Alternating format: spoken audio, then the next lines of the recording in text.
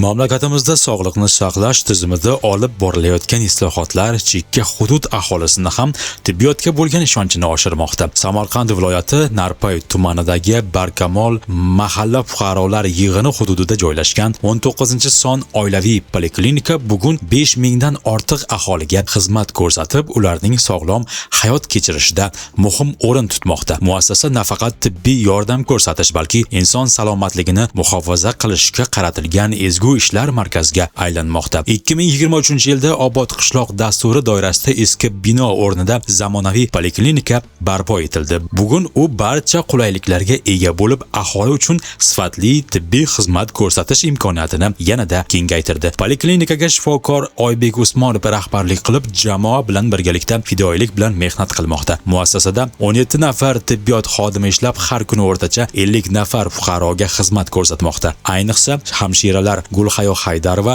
Yulduz Otamurodova, Shahlo Kamolovaning mehnati alohida e'tirofga loyiq. So'nggi yillarda poliklinikada raqamlashtirish ishlari yo'lga qo'yilib, zamonaviy kompyuterlar bilan jihozlandi. Aholini elektron ro'yxatga olish tizimi joriy etilib, xizmat ko'rsatish tezkorligi oshdi. Shuningdek, muassasada imkoniyati cheklangan shaxslar uchun pandus, ona va bolaxonasi, zamonaviy sanitariya sharoitlari yaratilgan. Profilaktika ishlariga alohida e'tibor qaratilib, bolalarni emlash muntazam amalga oshirilmoqda. Qisqacha aytganda, ushbu poliklinikada amalga oshirilayotgan ishlar inson salomatligiga bo'lgan yuksak e'tibor va g'amxo'rlikning amaliy ifodasidir.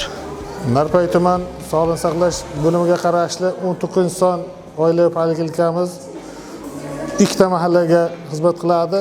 Bu mahallalarda jami 5000 aholiga xizmat ko'rsatamiz. Muhtaram prezidentimizning mana shu tibbiyot sohasiga bo'lgan e'tiborlari tufayli tibbiyot xalqqa yaqinlashtirish natijasida xalqning ancha-muncha og'irliklari yengil bo'ldi.